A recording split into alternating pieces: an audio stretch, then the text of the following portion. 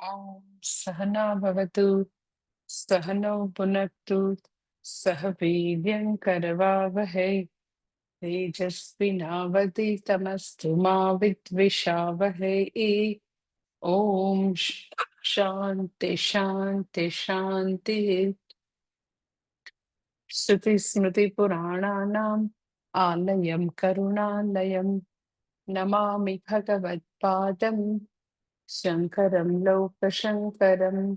शङ्करं शङ्कराचार्यं केशवं बादरायणं सूत्रभाष्यकृतौ वन्दे भगवन्तो पुनः पुनः। ईश्वरो गुरुरात्मेति मूर्तिभेदविभागिने व्योमवद्व्याप्तदेहाय दक्षिणामूर्तये नमः। ॐ भगवद गीता छठो अध्याय श्लोक नंबर 7।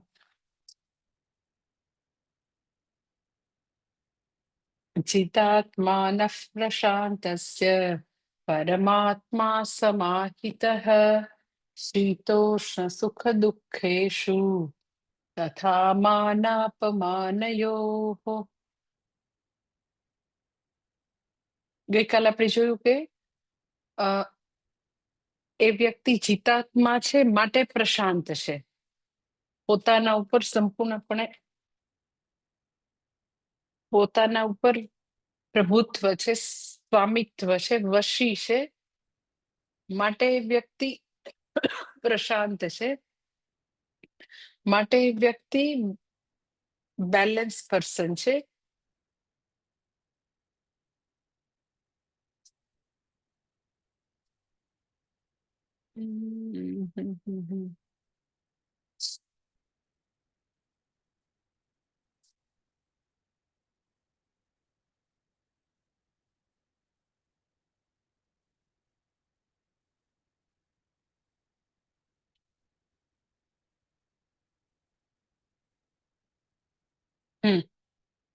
માટે વ્યક્તિ બેલેન્સ પર્સન છે.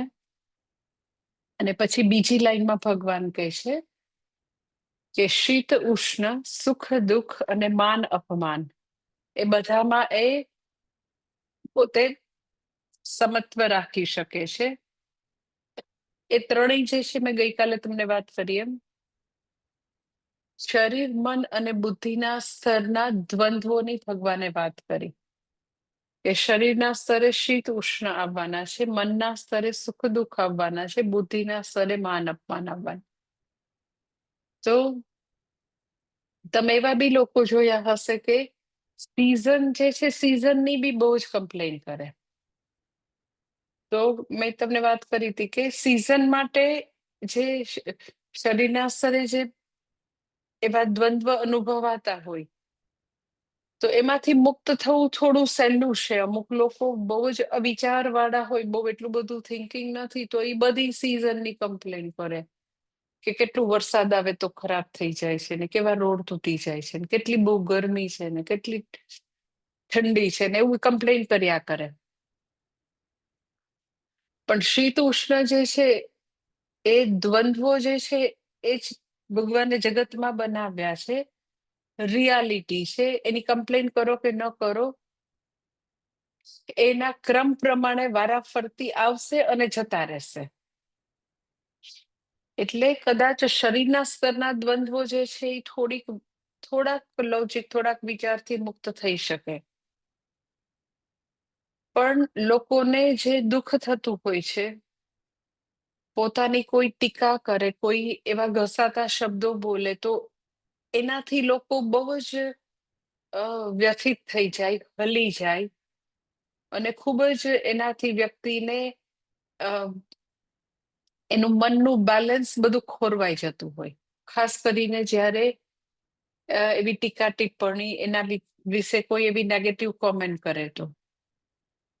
એટલે જ્યાં સુધી જીવન છે ત્યાં સુધી કોઈ લોકો પ્રશંસા કરશે, આપણી વસ્તુઓને સમજી શકશે, એપ્રિશિએટ કરશે, અને બહુ બધી વાર લોકો સમજી ન શકે તો ટીકા કરે. લોકો નહીં કરેલું છે એને વધારે યાદ કરે, અથવા કરેલું છે એને સરખી રીતે જોઈ ન શકે, મિસકન્સેપ્શન હોય, એવું તો થવાનું. હવે પ્રોબ્લેમ્સ ક્યાં આવે કે જ્યારે તમે જોજો અમુક લોકોને એની ટીકા કોઈ કરે, એની કોઈ ક્ષતિઓ અંગે ધ્યાન દોરે, તો અમુક લોકો એને ઓબ્જેક્ટિવલી લઈ શકે, અને અમુક લોકો તમે જોજો બહુ જ એટલે બહુ જ દુઃખી થઈ જાય અને એકદમ ભાંગી પડે જ્યારે પણ એના વિશે કોઈ ઘસાતું બોલે, નેગેટિવ કોમેન્ટ આવે. એકચ્યુઅલી એની કંઈક લિમિટેશન્સ માં ધ્યાન દોરે તો એને બહુ જ તકલીફ થાય. હવે જ્યારે એવું આપણને સપોઝ થતું હોય, માની લ્યો કે કોઈની ટીકા અંગે આપણે બહુ જ હલી જતા હોય, બહુ જ ક્ષુબ્ધ થઈ જતા હોય, બહુ તકલીફ થતી હોય, તો ત્યારે એક્ઝેક્ટલી આપણા જે ચાઇલ્ડહુડ પ્રોબ્લેમ છે એની સાથે આપણું કનેક્શન થતું હોય. હા, એટલે તમે જો ક્રિટિસિઝમ બધા લોકો એકદમ ઓબ્જેક્ટિવલી નહીં લઈ શકે, અથવા તો તમે એનાથી બીજું તમને આમ વાત કરું કે તમે એમ કે તમારા કોઈ ઇન્ટિમેટ લોકો હોય, કે બાળકો હોય, કે સ્પાઉસ હોય, કે એવા કોઈ બી આજુબાજુના બહુ જ નજીકના લોકો, ના એને તો એમ કે કઈ જ નહીં શકાય, કેશું ને તો એવું એને ગુસ્સો થશે ને. ધારો કે એની કોઈક મર્યાદા છે અને તમારે એને સારી રીતે બી ધ્યાન દોરવાની કોશિશ કરો, પણ તમે કે ના એને કહેશું ને તો એવો ગુસ્સો કરશે, એ સાચું તો એનાથી સંભળાશે જ નહીં. તમે સારી રીતે કહેવાની કોશિશ કરો, એનો એમાં વાંક બી હોય, એની લિમિટેશન્સ હોય, એની ગલતી હોય, ખરેખર એને ક્ષતિ એની હોય જ પ્રોબ્લેમ, પણ તમે એમ કહો કે એમાં તો એને કહી જ ન શકાય માતાજી, કે તો એનો ગુસ્સો આસમાને ચડ્યો, એની તો ત્રાડ નાખવા માંડે, એવું બધું તમે આમ નજીકના રિલેશનશીપમાં આવું સાંભળ્યું હશે, અનુભવ્યું હશે, એમાંથી પસાર થયા હશો.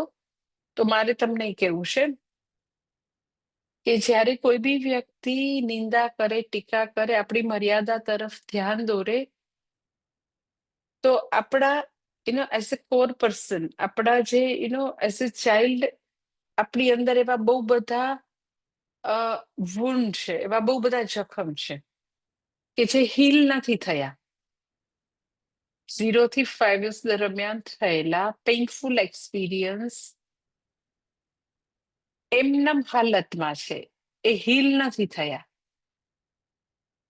એટલે જ્યારે કોઈ બી વ્યક્તિ બારે ટીકા કરે છે, આપણી મર્યાદા તરફ ધ્યાન દોરે છે, કદાચ આપણા ભલા માટે બી કહેતા હોય ઘણી વાર, એવું જરૂરી નથી કે જે લોકો આપણી નિંદા અને ટીકા કરી દુશ્મન જ હોય, આપણા સારા માટે બી કહેતા હોય, માતા પિતા કહેતા હોય, ગુરુ કહેતા હોય, તો એ લોકો એટલા નારાજ થઈ જાય, એટલા નારાજ થઈ જાય કે મેં એક આપણા બરોડાના જ એક સાધકને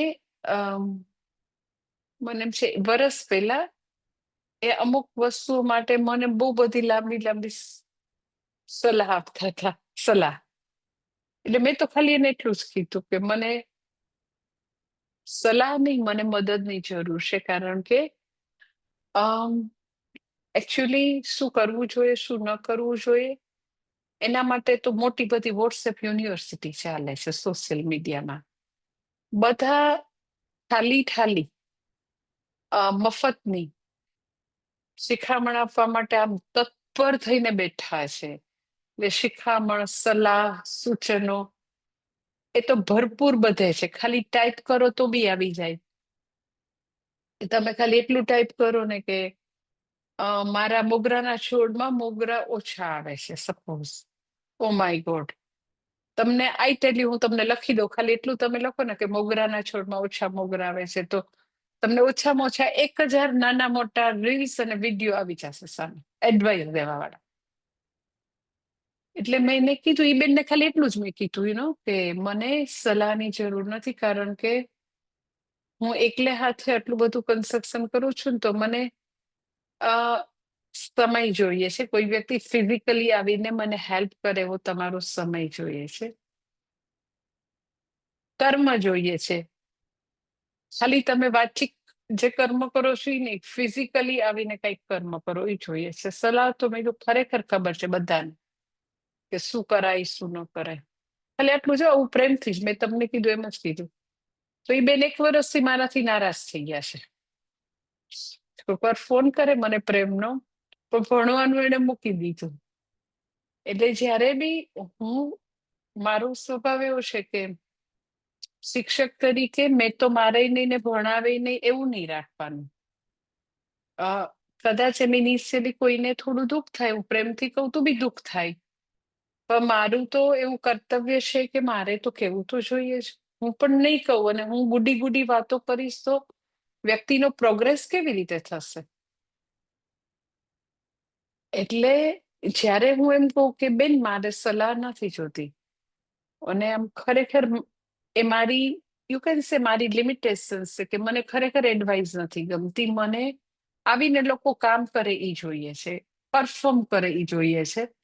ખરેખર સલાહ નથી જોતી, કારણ કે બધાને ખબર છે શું કરવું છે. એટલે ધારો કે કોઈ આવીને એમ કે ને, હમણાં જ somebody was, હા, somebody was telling કે બોર્ડ છે ને માતાજી, આપણે અહીંયા આશ્રમે આવીએ છીએ ને તો એમાં આમ નહીં ને આમ હોવું જોઈએ કા. એટલે મીઠું, please don't tell me anything. If you feel like I am giving you freedom કે તમે જઈને ત્યાં એરો મૂકી દો કઈ બાજુ એરો. બાકી લોકો કન્ફ્યુઝ થાય તો મને વાંધો નથી, કારણ કે હું હવે એટલું બધું નહીં કરી શકું. એટલે I don't need any advice. તમને ખબર પડે છે ને કે આ કરવું જોઈએ તો કરી નાખવાનું. એના માટે આઈ ટેલ યુ ના, ખાલી સાઈડની બીજી વાત તમને કહી દઉં. મારી પાસે એક વ્યક્તિ રાજકોટમાં એવી હતી, એ બિચારા તો સ્વર્ગસ્થ થઈ ગયા. ગેલેક્સી ગ્રુપના ચેરમેન હતા, વાલજીભાઈ પટેલ કરીને, કિરણભાઈના ફાધર. એક્ઝેક્ટલી ગુરુની સેવા કેવી રીતે કરવી જોઈએ એને એકદમ ખબર હતી. એમ કે મને ખૂબ જ બગીચો ગમે, અતિશય. એમ કે મારી દિલની સૌથી નજીક હોય તો એનો ગોમાતા અને વૃક્ષો. તો એને ખબર કે માતાજીની આમ સૌથી દિલની નજીકનો કોઈ પ્રોજેક્ટ હોય તો દેટ ઇઝ હોર્ટિકલ્ચરની બધી વસ્તુ. તો એક્ઝેક્ટલી સેવા કોને કહેવાય અને એડવાઇસ કોને કહેવાય હું તમને બતાવું. તો એ વખતે છે ને, એમ કે હું તમને 20 વર્ષ પહેલાની વાત કરું છું, કે 20 કે 15 વર્ષ પહેલાની. તો 15 વર્ષ હશે. તો એ વખતે આપણા રાજકોટના આશ્રમની જમીનમાં બધા જે સાયન્ટિફિક રિસર્ચમાં એવું હતું કે આંબા તો કદી થાય જ નહીં, પણ I was very much keen two grow mangoes. મને એટલી કેરી ગમે એટલે મેં કીધું ના, આંબા તો વાવવા જ છે.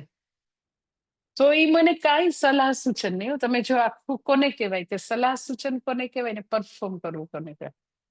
તો હી ડિડન્ટ ટેલ મી એનીથિંગ કે માતાજી આવી જમીનમાં ન ઉગે.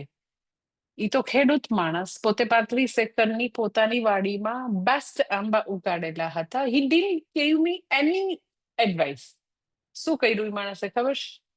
એને ખબર હતી કે મને બહુ જ ગમે છે અને વૃક્ષો મારા દિલની આટલી નજીક છે, તો એ આખા ગુજરાતનો એક બેસ્ટ માણસ કે જેને આંબા ગ્રો કરવાનું ટોટલ નોલેજ, એકદમ બ્રિલિયન્ટ માણસને મારી પાસે લઈ આવ્યા.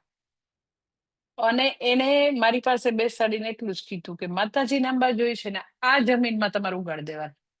તમારી ફી જે થાય, તમે જે એમાં અમને કયો કે આ બધા ઇન્ગ્રેડિયન્ટ્સ હશે, whatever, I need result. એને જોઈએ છે ને મેંગો, તમારે ઉગાડી દેવાની તમારી સામે.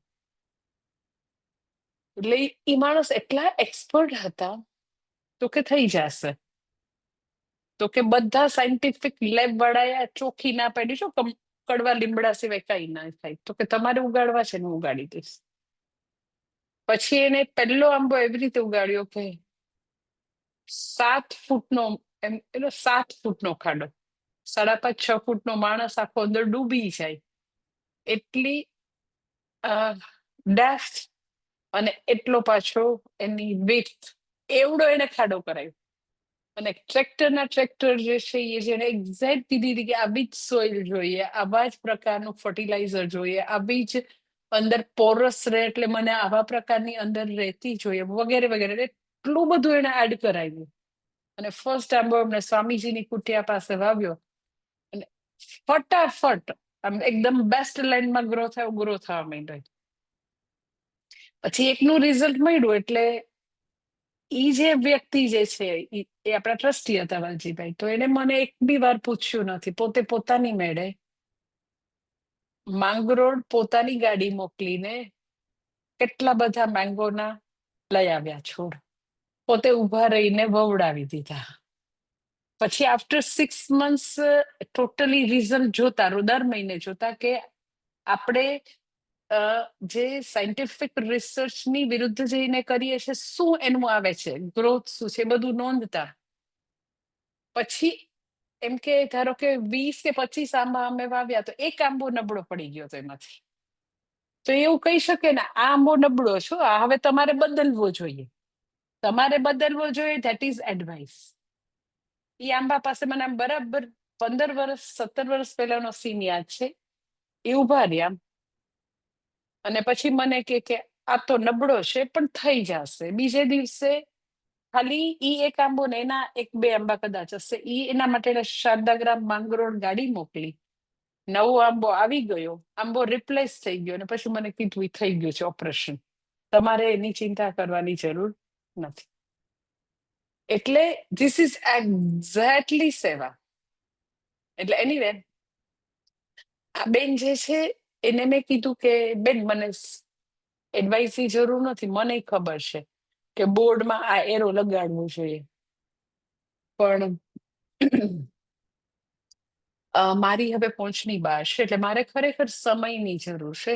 ફિઝિકલી તમે ટાઈમ આપો, પરફોર્મ કરો, કર્મો કરો, એની જરૂર છે. આવું સરસ કીધું તો એ બેન નારાજ થઈને જતા રહ્યા. હવે ઈ શું છે હું તમને સમજાવું કે ઈ નિંદા કે મેં એની ટીકા કરી, દેટ ઇઝ દ્વંદ્વ. પછી હું એક વ્યક્તિની પ્રશંસા કરું કે અરે તમે તો એટલી સરસ રસોઈ બનાવી, દેટ ઇઝ પ્રશંસા. આ બેનની મેં નિંદા કરી કે ના, તમે મને સલાહ નહીં આપી શકો. ઇફ એટ ઓલ તમને હેલ્પ કરવી છે તો તમે આવીને પરફોર્મ કરો. તો જ્યારે વ્યક્તિની ટીકા થાય, એની લિમિટેશન્સ તરફ તમે ધ્યાન દોરો, ત્યારે આપણું કનેક્શન આપણા ચાઇલ્ડહુડના જે જખમો છે, જે પેઇનફુલ સિચ્યુએશન છે એની સાથે કનેક્ટ થઈ જાય. એટલે આપણે બહુ જ દુઃખી થઈ જાય. એક વ્યક્તિને મેં સપોઝ એમ કીધું હોય કે ના મને સલાહ નથી જોતી, હમણાં જ મેં વર્ષા કાકી આવ્યા તો કાલે જ મેં કીધું, મેં તો I don't like to listen all સલાહ, કે ઈ બોર્ડ છે, બોર્ડમાં એરો નથી, તમારે કરવું હોય તો કરી દો. મેં કીધું મારાથી નહીં થાય. તો શી ટુક વેરી સ્પોર્ટિવલી કે હા માતાજી તમારી વાત સાચી છે, અમે અમારી રીતે એજન્સીને બોલાવીને કરી લેશું. તો કોઈક વ્યક્તિ સ્પોર્ટિવલી લઈ શકે અને કોઈક વ્યક્તિ દુઃખી થઈ જાય. તો દુઃખી થવાનું રીઝન શું છે? તો કે એ બધા કોર ઇસ્યુઝ છે, ચાઇલ્ડહુડ પ્રોબ્લેમ છે, જે આપણે એડ્રેસ નથી કરેલા. એટલે એ જ વસ્તુ હજી થોડી એક્સટેન્ડ કરીને તમને સમજાવું તો હજી બી આપણને આપણી લાઈફમાં આપણે વિચારવાનું છે, આપણું પોતાનું એનાલિસિસ, કે બીજા લોકો મને અપ્રૂવ કરે, બીજા લોકો મને બરાબર કે, બીજા લોકો ના વ્યૂ, બીજા લોકો બધા એવું કે હું બરાબર છું, ઓકે છું, હું બરાબર કરું છું, એ અપ્રુવલની ભીખ હજી આપણે માંગ્યા કરતા હોય તો હજી માનવું કે આપણે હજી એવા ગ્રાઉન્ડેડ પર્સન નથી. હજી આપણી આપણે જે આપણો ઇનર ગ્રોથ કરવાનો છે એ હજી એમાં ઘણું બધું ચાલવાનું બાકી છે, ઘણું બધું હોમવર્ક બાકી છે. એટલે મને હજી એવું છે કે બીજા લોકો શું કહેશે, બીજા લોકો મને બરાબર કહેશે, બીજા લોકો કેમ મારી આવી, બીજા લોકો એમ કે તું બરાબર છો, તો મને એવું લાગે કે કંઈક હું બરાબર છું. એટલે અપ્રુવલની જે અપેક્ષા છે એ હજી સૂચવે છે કે હજી ચાઇલ્ડહુડ પ્રોબ્લેમ એવા ને એવા છે. એટલે જીવનમાં બુદ્ધિના સ્તરે આવા માન અપમાન આવે ત્યારે વ્યક્તિ અપમાનમાં એટલી બધી વ્યથિત થઈ જાય. પછી માનમાં તમે જોયું હશે કે અમુક લોકો એમ કે જો એમ કે એની પાસે કામ કઢાવવું હોય ને તો જો એની તમે આવી રીતે થોડીક ખુશામત કરો, એને બહુ જ રિસ્પેક્ટ આપો, એને ઊંચા ચડાવો એટલે કામ થઈ જશે. અને આમ ખરેખર એવું થઈ જાય. એટલે એને પોતાનું જે સેલ્ફ એસ્ટીમ, સેલ્ફ વર્થ જે છે એ નહિવત છે. મને મારી પોતાની વેલ્યુ નથી, સેલ્ફ વર્થ નથી. એટલે બીજા લોકો એવી રીતે મને આમ ચણાના ઝાડ ઉપર ચડાવે, મને આમ બહુ જ ખુશામત કરે, એટલે હું હવામાં ઉડવા લાગુ. અને બીજા લોકો મને નિંદા ટીકા કરે, મારી મર્યાદા તરફ ધ્યાન દોરે, તો હું એની યાર બોલવાનું બંધ કરી દઉં.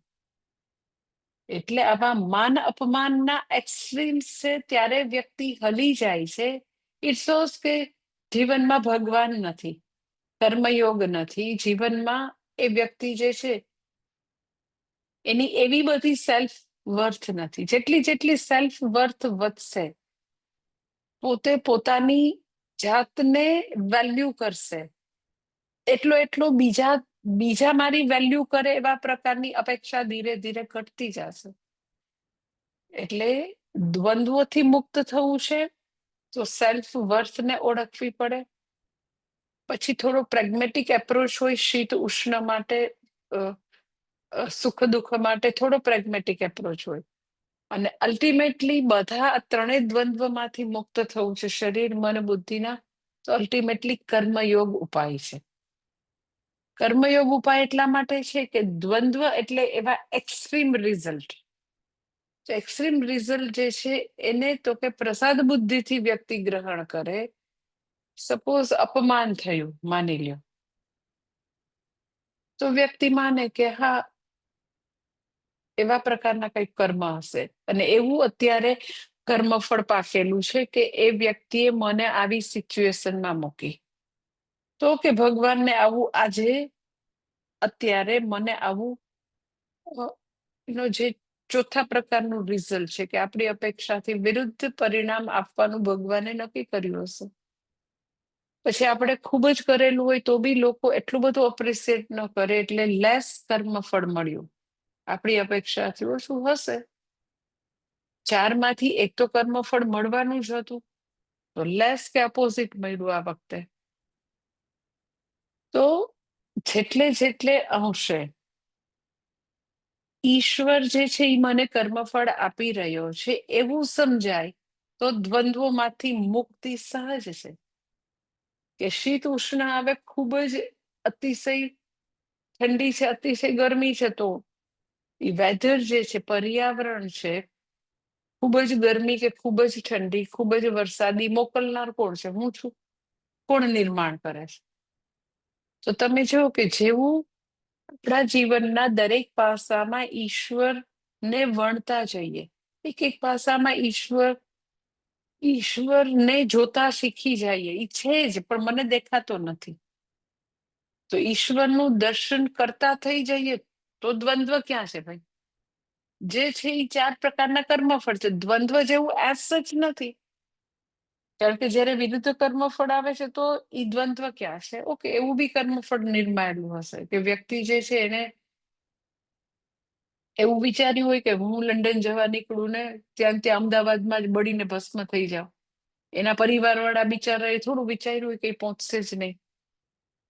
તો એ ચોથા પ્રકારનું આવું એક્સ્ટ્રીમ કર્મફળ છે કે વ્યક્તિ જે છે એને તદ્દન અપોઝિટ કર્મફળ મળ્યું, પણ છે તો કર્મફળ. એટલે જેટલે અંશે પ્રસાદ બુદ્ધિ આવે, કર્મફળ પ્રત્યે યથાર્થ દર્શન થાય, તો વ્યક્તિ જે છે એને દ્વંદ્વ વાળી સિચ્યુએશન, આવી નાના છોકરાના ઊંચક નીચક વાળી સિચ્યુએશન, માન અપમાન હોય, શીત ઉષ્ણ હોય, સુખ દુઃખ હોય, બધે તો કે સમતા રાખી શકે. એટલે વ્યક્તિ વિજિતાત્મા છે, જીતેન્દ્રિય છે, પ્રશાંત આત્મા છે, તો નેચરલી એનું આઉટકમ હશે કે પોતે તો કે આવી રીતે દ્વંદ્વોથી મુક્ત હશે, કારણ કે બેઝિકલી એ કર્મયોગી છે. એટલે કે છે કે દ્વંદ્વો સામે હંમેશા સમત્વ છે. અને હજી એવી વ્યક્તિનું વર્ણન આગળ કરે છે શ્લોક નંબર 8માં. જ્ઞાન વિજ્ઞાન તૃપ્તાત્મા કૂટસ્થો વિજિતેન્દ્રિય યુક્ત ઇત્યુચ્યતે યોગી સમલોષ્ટાશ્મ કાંચન. કે છે આ શ્લોક 8મો શ્લોક છે એ બી ઘણો જાણીતો શ્લોક છે અને થોડું આ શ્લોક વિશે એવું કહી શકાય કે ક્યાંક લોકોને કન્ફ્યુઝન બી હોય છે, મિસકન્સેપ્શન પણ હોય છે આ શ્લોકને કારણે કે અહીંયા આગળ જ્ઞાનનિષ્ઠ વ્યક્તિ મહાત્મા જે છે એનું વર્ણન છે કે છે કેવા છે તો કે જ્ઞાન વિજ્ઞાન તૃપ્તાત્મા આટલા બધા એના વિશેષણ આપે છે. કૂટસ્થ વિજિતેન્દ્રિય સમલોષ્ટ અશ્મ કાંચન યુક્ત, આટલા બધા વિશેષણ વાપરે છે.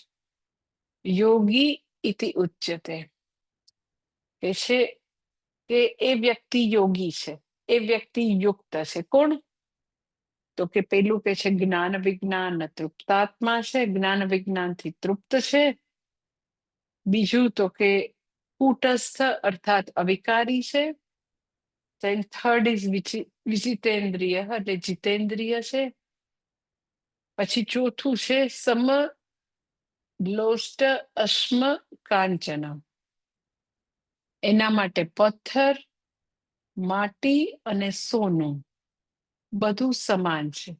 ચાહે પથ્થર હોય, માટી હોય કે સોનું હોય, બધું એના માટે સમાન છે.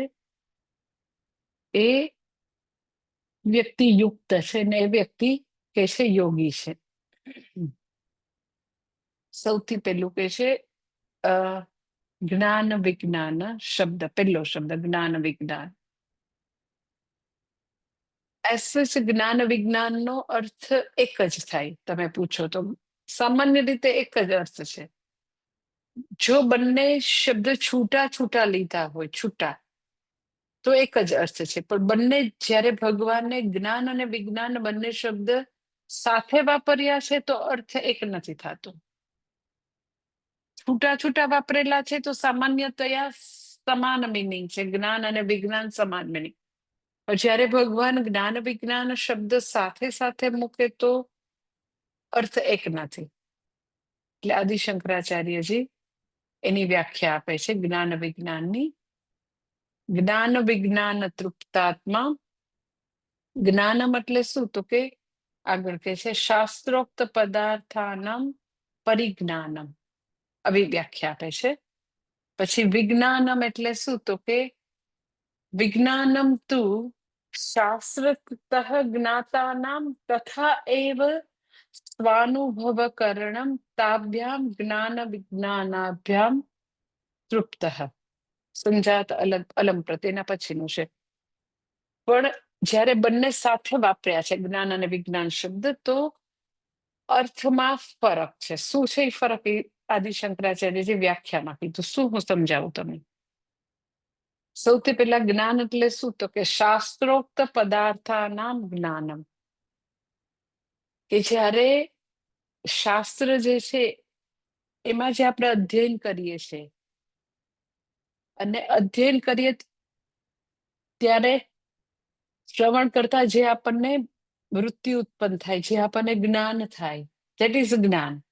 શાસ્ત્રોક્ત પદાર્થાનામ જ્ઞાન. લાઈક અત્યારે તમે ભણી રહ્યા છો, તો એ વખતે એક્ઝેક્ટલી શ્રવણ કરતી વખતે જે જ્ઞાન થાય, ધેટ ઇઝ જ્ઞાનમ. શાસ્ત્રોક્ત પદાર્થાનામ જ્ઞાનમ, ધેટ ઇઝ જ્ઞાન. વિજ્ઞાન એટલે શું? તો કે શાસ્ત્રતઃ જ્ઞાતાનામ તથા એવ સ્વાનુભવકરણમ. એટલે આપણે જે ભણ્યા છીએ એ મારા અનુભવનો વિષય જ્યારે બને, ધેટ ઇઝ વિજ્ઞાન. શાસ્ત્રતઃ જ્ઞાતાનામ તથા એવ સ્વાનુભવકરણમ. એટલે આમ ટૂંકમાં કેવું હોય તો એવું કહી શકાય કે જ્ઞાન એટલે અસ્થિ બ્રહ્મ, કે હા એવું બ્રહ્મ છે, અસ્થિ બ્રહ્મ, બ્રહ્મ છે. વિજ્ઞાન એટલે શું? અસ્મિ બ્રહ્મ, હું એ પરબ્રહ્મ છું. જ્ઞાન એટલે અસ્થિ બ્રહ્મ, કે બ્રહ્મ છે. વિજ્ઞાન એટલે શું? અસ્મિ બ્રહ્મ, હું એ બ્રહ્મ છું. એટલે શાસ્ત્રોક્ત પદાર્થાનામ જ્ઞાનમ એ જ્ઞાન છે. શાસ્ત્રતઃ જ્ઞાતાનામ તથા એવ સ્વાનુભવ કરણમ દેટ ઇઝ વિજ્ઞાન. એટલે શું? તો કે એકચ્યુઅલી એવું છે, નચિકેતા જેવા ઉત્તમ અધિકારી સપોઝ છે, તો એ જ્યારે એક્ઝેક્ટલી શ્રવણ કરે ત્યારે જ જ્ઞાન અને વિજ્ઞાન એના માટે સમાન છે. જે શ્રવણ કરે તો એના માટે એ જ વખતે એનો અનુભવનો વિષય બની જાય. જ્ઞાન અને વિજ્ઞાન એના માટે સમાન છે. પરંતુ ઉત્તમ અધિકારી નથી ને મંદ મધ્યમ અધિકારી છે, તો એ લોકો ભણે અત્યારે જ્ઞાન થાય તમે સાંભળતા હોય ત્યારે. ધારો કે માની લ્યો કે તમે સિમ્પલ એંગર મેનેજમેન્ટ વિશે ભણ્યા, ઓકે, સિમ્પલ સાવ. તો પાછું એમ કે તમે ભણ્યા, બધું જ ખબર પડી ગઈ, સમજણ તો કે પડી ગઈ નીચે, બધું પાક્કું. પછી પાછું એમ કે 5 દિવસ પછી એવી સિચ્યુએશન ઊભી થયો એટલે પાછા પહેલા જેવો ગુસ્સો કરતા હતા, એવો જ ભયંકર ગુસ્સો. એટલે જ્ઞાન છે કે ગુસ્સો ક્યાંથી આવે છે, એનું સ્વરૂપ શું છે, એમાંથી કેવી રીતે મુક્ત થવાય, એનું એક્ઝેક્ટલી રૂટ કોઝ જે છે એ મારા ચાઇલ્ડહુડમાં પડેલું છે. It has nothing to do with outside situation, એવી બધી ખબર છે. પણ છતાં સિચ્યુએશન આવે છે તો એ જ્ઞાન જે છે એ જાણે કે આપણા સ્વાનુભવમાં, આપણા વ્યવહારમાં આપણે એને આત્મસાત કરી શકતા નથી. તો એ જ્ઞાનનું જ્ઞાન રહ્યું, જ્ઞાન વિજ્ઞાનમાં પરિણત થયું નહીં. તમે સત્યમ જ્ઞાનમ અનંતમ બ્રહ્મ, સચ્ચિદાનંદ બ્રહ્મ, હું પૂર્ણ સ્વરૂપ છું, આનંદ સ્વરૂપ છું, અને એ જે છે મારે સુખી થવા માટે ખરેખર કોઈ બાહ્ય વિષયોની પરતંત્રતાની જરૂર નથી. હું જ આનંદનો સ્ત્રોત છું. જ્યારે વિષયો પાસે હું સુખની ભીખ માંગુ છું અને મને વિષયોમાંથી સુખ આવતું દેખાય, ત્યારે ખરેખર હું ખુદનું જ સુખ માણી રહ્યા છીએ આપણે. એવી બધી ખબર હોય તોય પાછા આપણે એવું લાગે કે મને વિષયો સુખ કરી દેશે. એટલે જ્ઞાન છે, બહુ બધું જ્ઞાન છે, પણ વિજ્ઞાનનો અભાવ. એટલે સ્વાનુભવ હજી થયો નથી. ઓર યુ કેન સે વ્યવહારમાં આપણે એને કનેક્ટ કરી શકતા નથી. એટલે મંદ મધ્યમ અધિકારી જે છે એના માટે જ્ઞાન જ વિજ્ઞાન નથી. જ્ઞાન થયું પછી એને પોતે ઓનઅપ કરવાની પ્રક્રિયામાં હજી વાર છે, પોતાનું બનાવવાની હજી વાર છે. એટલા માટે જ્ઞાન અને વિજ્ઞાન જુદા છે. શા માટે? તો કે વ્યક્તિ જે છે એ સાંભળે છે પછી વ્યવહાર પાછો પૂર્વવત ઊંધો જ કર્યા કરે છે. એવું શા માટે છે? તો કે અધિકારીત્વ નથી. હજી વ્યક્તિ જે છે પોતાની જ્ઞાન માટે જે પ્રિપેર્ડનેસ જોઈએ, પોતાની જે તૈયારી છે એ નથી પૂરતી. એટલે સાંભળે છે ખરી વ્યક્તિ, સમજણ પણ છે, પણ છતાં હજી જે બધા સદગુણોની જરૂર છે, જે પ્રિપેર્ડનેસની જરૂર છે, લાયકાતની જરૂર છે, અધિકારીત્વની જરૂર છે, એના અભાવમાં જ્ઞાન જ્ઞાન જ રહે છે, વિજ્ઞાન બનતું નથી. એકચ્યુઅલી તમે પૂછો તો જ્ઞાનનું એવા પ્રકારનું સ્વરૂપ છે, બરાબર સાંભળજો, કે જ્ઞાન જે છે એ વસ્તુતંત્ર છે. વસ્તુતંત્ર ટેકનિકલ શબ્દ છે, એટલે બરાબર સાંભળજો. વસ્તુતંત્ર એટલે શું? બે શબ્દ છે, એક વસ્તુતંત્ર અને બીજું પુરુષતંત્ર. બે શબ્દ છે.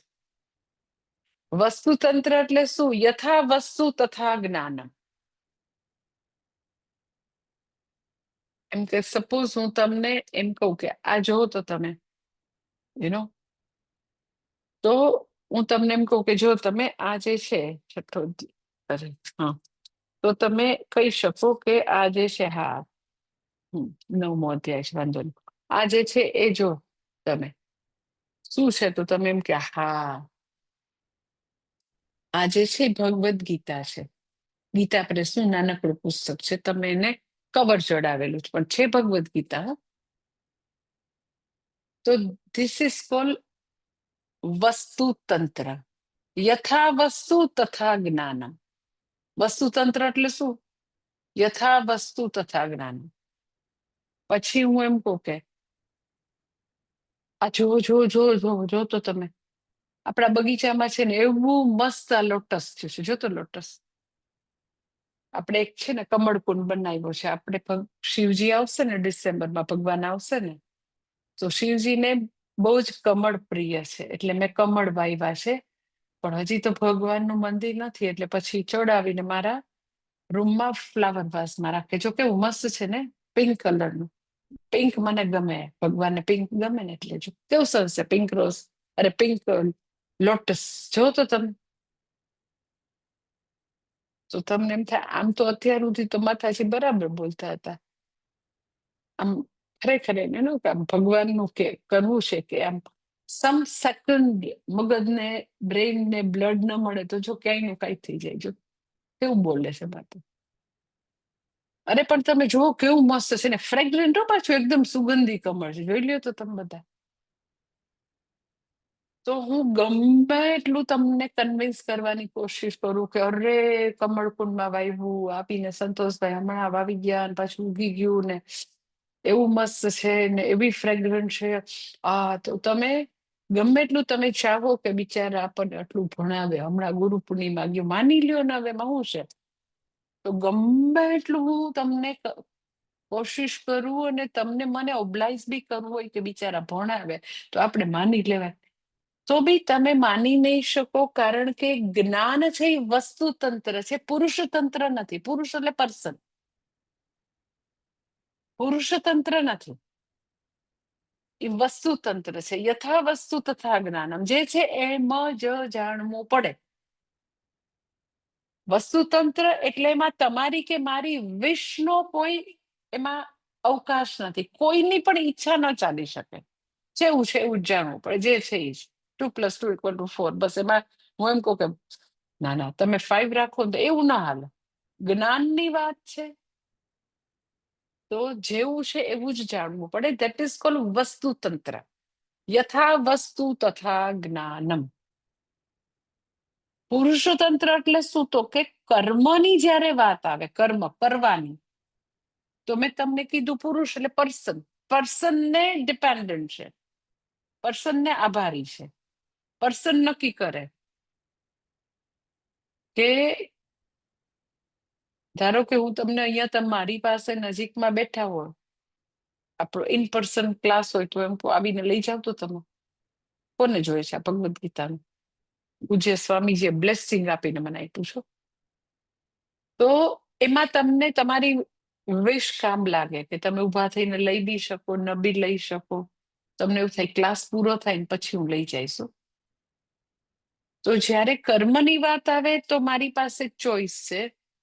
જ્ઞાનની વાત છે તો ચોઈસ નથી. જેવું છે એવું જ જાણવું પડે. એટલે હવે જ્યારે જ્ઞાન જે છે, શાસ્ત્ર જ્યારે મને જ્ઞાન આપે ને, અત્યારે તમે ભગવદ્ ગીતા ભણી રહ્યા છો, બરાબર? તો જ્યારે એક્ઝેક્ટલી શ્રવણ કરી રહ્યા છો, તો યથા વસ્તુ તથા જ્ઞાનમ, આ ગીતા છે તો ભગવદ્ ગીતા રૂપે જ જાણવી પડે.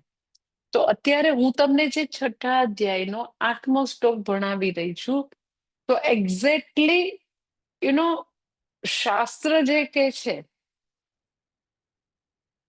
જેવા શબ્દો કાને પડે તો એ અપરોક્ષ જ્ઞાન જ થાય. જ્ઞાન જે છે એ અને વિજ્ઞાન બે સરખા જ હોય. એમાં પછી એમ કેવું ન હોય કે કે આ મેં અત્યારે મને જ્ઞાન થયું ને પછી મારે હવે એને વિજ્ઞાનમાં ફેરવું પડશે. અત્યારે મેં જોઈ લીધું, પછી મને ઘરે જઈને છે ને ટ્યુબલાઇટ થઈ, કે આ તો ભગવદ્ ગીતાનું પુસ્તક હતું. યથા વસ્તુ તથા જ્ઞાનમ એન તત્કાલ હોય, ત્યારે ને ત્યારે હોય. આ ખોલો ને તમને ખબર પડી ગીતાજી છે. તો એવી રીતે ભગવદ્ ગીતાના શબ્દો મારા કાને પડે તો એ જ જ્ઞાન મારા માટે વિજ્ઞાન બનવું જોઈએ, કારણ કે એ વસ્તુતંત્ર છે, પરંતુ બનતું નથી. સાંભળ્યા પછી આપણો તો વ્યવહાર એનાથી જુદો આવે છે. શું કામ? તો કે જ્યાં આગળ જ્ઞાન થવાનું છે એ અંતઃકરણમાં અત્યારે પૂરતી તૈયારી નથી. એટલે તૈયારીના અભાવમાં જ્ઞાન અને વિજ્ઞાન જુદા પડે છે, અધરવાઇઝ ન પડે. વ્યક્તિનું અંતઃકરણ નચિકેતાની જેમ રેડી છે, ઉત્તમ અધિકારી છે, તો જ્ઞાન જ વિજ્ઞાન છે. પરંતુ એક્ઝેક્ટલી જે જ્ઞાન થવાનું છે એ અંતઃકરણમાં બહુ બધા રાગદ્વેષ છે, કામક્રોધ છે, લોભ છે, તમસ છે, આળસ છે, સ્વાર્થપરાયણતા છે, અહંકારનું સામ્રાજ્ય છે. બહુ બધી અંદર એવી બધી મર્યાદાઓ પડેલી છે. હજી તો કે તૈયારીનો અભાવ છે, અધિકારીત્વ નથી. એટલે પછી જ્ઞાન અને વિજ્ઞાન બે શબ્દ ભગવાન એટલા માટે વાપરે છે. એકચ્યુઅલી વાપરવા ન પડે, જ્ઞાન જ વિજ્ઞાન હોય જો ઉત્તમ અધિકારી હોય તો. પણ ઉત્તમ અધિકારી નથી એટલે જ્ઞાનને વિજ્ઞાન બનાવવું પડે. કેવી રીતે? તો કે પુનઃ પુનઃ પુનઃ પુનઃ શ્રવણ કરીને, મનન કરીને, નિધિધ્યાસન કરીને. ઇટ ડઝન્ટ મીન કે વ્યક્તિ જે છે જ્યારે જ્ઞાનને વિજ્ઞાન બનાવવું એટલે આપણા અંતઃકરણમાં જે ઇનિબિટિંગ ફેક્ટર છે, જે આડા આવતા વિઘ્નો છે એને દૂર કરવાના છે. ધારો કે માની લ્યો કે વ્યક્તિમાં ખૂબ જ આળસ છે, તો આળસને દૂર કરવાની છે. ખૂબ જ સ્વાર્થપરાયણતા છે તો એને દૂર કરવાની છે. ખૂબ જ સ્ટ્રોંગ લાઇક્સ એન્ડ ડિસલાઇક છે, બહુ જ પ્રેજ્યુડાઇઝ છે, બહુ જ વ્યક્તિ ખૂબ જ આગ્રહી છે, ફ્લેક્સિબલ જ નથી, તો ચલો એ ઇનિબિટિંગ ફેક્ટર દૂર કરવાના. ઇટ ઇઝ એક્ઝેક્ટલી કે જેવી આંખ ખોલો એટલે તમને વસ્તુનું દર્શન થાય, પણ કોઈ એમ કે મને નથી દેખાતી બસ, તો ઇટ ડઝન્ટ મીન કે આંખમાં આંખ છે એ પ્રમાણ નથી. શું થયું છે? તો કે આંખમાં કેટરેટ આવ્યો છે, મોતિયો આવ્યો છે. તો એ મોતિયા નામનું વિઘ્ન દૂર કરો તો પાછું તો કે આંખ જોવા મળશે. એમ જ્ઞાન જ વિજ્ઞાન બની શકે અગર વ્યક્તિમાં અધિકારીત્વ છે તો. એટલે ઇટ ડઝન્ટ મીન પાછું આમાં એક બીજું એક બહુ જ મહત્વનો એક મેં તમને કીધું ને કે આ શ્લોક માટે બહુ બધા મિસકન્સેપ્શન છે.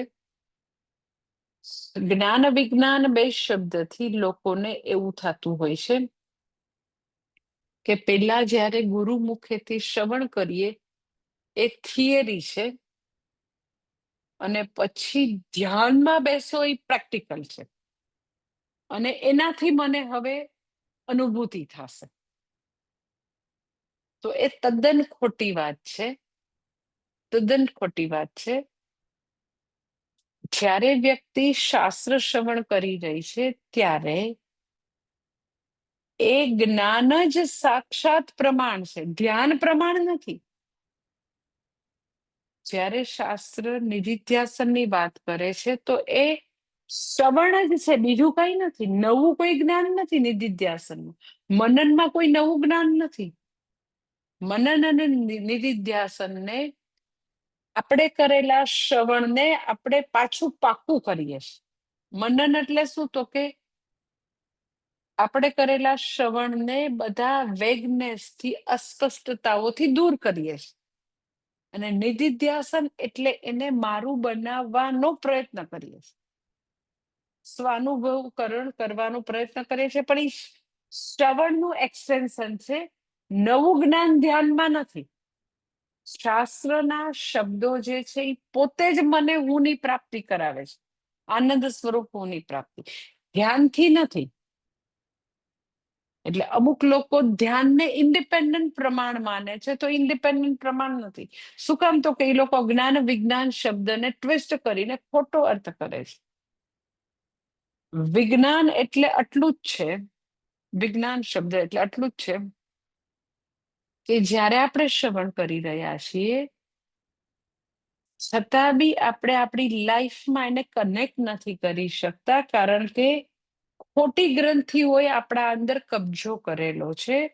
તો ખોટી ગ્રંથિઓ દૂર થશે, જેમ મોતિયો છે તો એ દૂર થશે તો આંખ છે એ જોઈ શકશે. પણ આંખ જ પ્રમાણ છે, કાન પ્રમાણ નહીં બની જાય. તમે એમ કહો કે હવે આંખ નથી દેખાતી તો હવે પછીથી હું કાનથી જોવાનો પ્રયત્ન કરું છું, હું પછીથી છે ને સ્કિનથી જોવાનો પ્રયત્ન કરું છું, હું પછી નાકથી જોવાનો પ્રયત્ન. તો ના, આંખ જેમ સાક્ષાત પ્રમાણ છે એમ શાસ્ત્રના શ્રુતિના શબ્દો આનંદ સ્વરૂપ હુંની પ્રાપ્તિ માટે સાક્ષાત પ્રમાણ છે. પછી મારી પાસે અધિકારીત્વ નથી, તો મનન અને નિધિધ્યાસનનો તબક્કો છે, જેથી કરીને હું મેં પ્રાપ્ત કરેલા જ્ઞાનને વિજ્ઞાન બનાવી શકું. વિજ્ઞાન ત્યારે ને ત્યારે નથી થતું, કારણ કે ઘણી બધી હજી અશુદ્ધિ છે, અધિકારીત્વનો અભાવ છે, ઘણી બધી અંદર અંદર બહુ બધું કેટલી એટલે કેટલી ન જોઈતી વસ્તુ અંદર અંતઃકરણમાં પડેલી છે. ક્રોધ પડેલો છે, કામ છે, લોભ છે, લાલચ છે, આળસ છે, નિદ્રા છે, તમસ છે, કેટલું પડેલું. તો જેમ જેમ એ દૂર થશે એમ એમ તો કે વ્યક્તિ જે છે એને પ્રાપ્ત કરેલું જ્ઞાન શાસ્ત્રતઃ જ્ઞાતાનામ તથા એવ સ્વાનુભવ કરણમ બની જશે. અને પછી કે છે જ્ઞાન વિજ્ઞાન તૃપ્તાત્મા, પછી આગળ કે છે જ્ઞાન વિજ્ઞાન પછી તૃપ્તાત્મા. એ વ્યક્તિ તો કે જ્ઞાન વિજ્ઞાનથી તૃપ્ત છે. તૃપ્તિ માટે શબ્દ આપે છે અલમ પ્રત્યય. કે છે હા, સ્વાનુભવકરણમ તાભ્યામ જ્ઞાન વિજ્ઞાનાભ્યામ તૃપ્ત સંજાત અલમ પ્રત્યય આત્મા અંતઃકરણમ યસ્ય સ જ્ઞાન વિજ્ઞાન તૃપ્તાત્મા. એનો વ્યક્તિ તૃપ્ત હોય ને એટલે અલમ એટલે પછી અલમ પ્રત્યે એટલે શું? તો કે ના, બસ હવે કઈ નહીં જોઈએ, સંતુષ્ટિ. એવો આપણને અનુભવ, હવે કઈ નહીં જોઈએ એવી એક જ વસ્તુ છે, અને એ છે ભોજનથી. આપણને બીજું જ્ઞાન વિજ્ઞાનથી તૃપ્ત થાય એવો અનુભવ ન હોય કદાચ. આપણને ખાલી તૃપ્તિ, ખાલી તમને એક્ઝામ્પલ આપવું હોય તો એવું આપી શકાય કે આપણને બહુ જ એમ કે એકદમ જ ભાવતી વસ્તુઓ મળે, આપણે આમ ક્યારનું વિચાર્યું હોય કે મારે આ ખાવું, ચા ખાવું, આ રેસ્ટોરન્ટનું મારે આવું બેસ્ટ જમવાનું છે, ગુજરાતી થાળી મારે ખાવી છે. અને ત્યાં જઈને એટલો ઓર્ડર કરે ને પછી એટલું બધું આમ ભરપેટ ખાઈ લે. તો એવે વખતે એ એમ કે હું એકદમ જ તૃપ્ત છું, અલમ પ્રત્યે સંતુષ્ટ. નો ડાઉટ એ પાછું કેટલું છે, એ તૃપ્તિ જે થઈ અન્નથી, એ કેવી? તો કે એક ટંકની. પણ આપણને આટલી ખબર છે ખરી કે તૃપ્તિ કોને કહેવાય, સંજાત અલમ પ્રત્યય કોને કહેવાય? તો કે ભલે એક ટંક, પણ તમને ખબર પડી ને કે આને તૃપ્તિ કહેવાય. હવે એ તૃપ્તિને તમે ઇમેજિન કરો કે કાયમી રીતે તૃપ્તિ થતી હોય, કાયમી રીતે અલમ પ્રત્યય, દેટ ઇઝ પૂર્ણતા મારું સ્વરૂપ છે. તો સ્વરૂપ પ્રાપ્તિથી વ્યક્તિને કાયમી આવો અલમ પ્રત્યય છે, સ્વરૂપ પ્રાપ્તિથી. એટલે હવે સ્વ વિષય કોઈ અપૂર્ણતા નથી, અજ્ઞાન નથી. ધેટ ઇઝ જ્ઞાન વિજ્ઞાન તૃપ્તાત્મા. અને આગળ કે છે કૂટસ્થ. જ્ઞાન વિજ્ઞાન તૃપ્તાત્મા છે, અને પાછું કૂટસ્થ છે. કૂટસ્થ એટલે શું? તો કે જે લુહાર હોય એ બધા ઘાટ જેની ઉપર ઘડે એને એરણ કે, કૂટ કે એને, એની ઉપર બધા ઘાટ ઘડે. લોખંડની જેની પાસે એવું પેલું હોય એરણ એની ઉપર, એ લોખંડ જે છે એને એવી રીતે અમુક ડિગ્રીએ એકદમ ગરમ કરી અને જેવો શેપ આપવો હોય તો એની એ જે પ્લેટ હોય એની ઉપર કરે, એરણ જેવી, એરણ ઉપર. તો જુદા જુદા ગરમ કરેલા લોખંડને જુદા જુદા શેપ આપશે ઈ. પણ જે એરણ છે જેની ઉપર એ બધા શેપ કરે છે એનો શેપ ક્યારેય બદલાતો નથી. એ કેવી હોય તો કે હંમેશા એક સમાન, કૂટસ્થ. એવી રીતે તો કે આ જ્ઞાની વ્યક્તિ જે છે એ ગમે તેવા બાહ્ય સંજોગોમાં ઉથલ પાથલ થઈ જાય, પરંતુ એની આંતરિક સ્થિતિમાં તો કે ક્યારેય એ વ્યક્તિ ચલિત થતી નથી. બાહ્ય સંજોગોમાં તો કે આવું બધું અપ્સ એન્ડ ડાઉન આપ્યા જ કરે. એટલે એ બી તમે આમ જુદા જુદા લોકોના જુદા જુદા રિએક્શન્સ કે રિસ્પોન્સ તમે જોયા હશે. અમુક લોકો એના એના બિઝનેસમાં આમ નાનકડું બી નુકસાન થાય, નાનું કંઈક એમ કે કોઈક સરકારનું ડિસ્ટર્બન્સ આવે, કોઈ ક્વેરી આવે તો એવા ખડબડી જાય, એવા ખડબડી જાય. અને અમુક લોકો તો કે એના બિઝનેસમાં એવું મોટી ઉથલ પાથલ થઈ ગઈ હોય, સરકારની નીતિ બદલાઈ ગઈ હોય, એને કારણે એને ઘણું બધું લાઈક પ્રોબ્લેમ થઈ શકે ભવિષ્યમાં. ફિનાન્શિયલી ઘણી બધી સમસ્યાઓ આવી શકે. તો બી વ્યક્તિ આમ એકદમ કુલ, એ જોઈ લેશું, એ બી આપણે મેનેજ કરી લેશું. પેલા બી ઘણી ક્રાઇસિસ આવી તો બી કરી લીધું હતું. તો અમુક લોકો બિઝનેસમાં એકદમ કુલ હોય અને અમુક લોકો બિઝનેસમાં, ઘરમાં નાની મોટી દુઃખની વિપત્તિની ઘડી આવે તો બહુ જ હલી જાય, બહુ જ. એટલા વ્યથિત થઈ જાય, એટલી ફરિયાદ કરે, એટલા કકડાટ કરે, એટલું બધું આમ જેને કહે કે એના આમ મોટા મોટા જર્ક રિએક્શન, એકદમ મોટા મોટા રિએક્શન. તો જ્ઞાનનિષ્ઠ વ્યક્તિ કેવી છે તો જીવનમાં ગમે તેવી વિપદ આવે, ગમે તેવી તકલીફ આવે, ક્યારેય વિચલિત થતા નથી. જેમ એરણ જે છે એની ઉપર બહુ બધા ઓજારોના ઘાટ ઘડાય પણ એરણનો શેપ કદી ન બદલાય. બધાના શેપ બદલાતા રહે, બધા વિચલિત થાય, વિકારી થાય, એરણ ન થાય. એમ અહીંયા બી તો કે એક જ અંતઃકરણમાં બહુ બધા સંજોગોના અપ્સ એન્ડ ડાઉન આવે, એ હંમેશા કૂટસ્થ, નિર્વિકાર, અવિચલ, ક્યારેય વિચલિત થતા નથી. એવા પોતે અડીખમ રે, લાઇટ હાઉસ જે છે એની જેમ અડીખમ, દેટ ઇઝ કૂટસ્થ. અને બીજું આગળ કે છે વિજિતેન્દ્રિય. વિજિતેન્દ્રિય આગળ આવી ગયું છે કે પોતાના કાર્યકરણ સંગાત ઉપર સંપૂર્ણ જેનો સંયમન છે, નિયમનમાં રહે છે, ડિસિપ્લિન લાઈફ છે, સમાહિત ચિત્તવાળી વ્યક્તિ છે.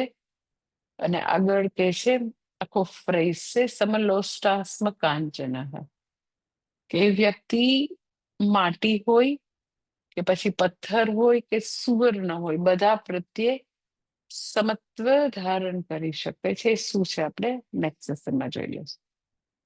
ઓમ પૂર્ણમદ પૂર્ણમિદમ પૂર્ણાત પૂર્ણમુદચ્યતે પૂર્ણસ્ય પૂર્ણમાદાય પૂર્ણમેવાવશિષ્યતે. ઓમ શાંતિ શાંતિ શાંતિ. હરિ ઓમ શ્રી ગુરુભ્યો નમઃ. હરિ ઓમ.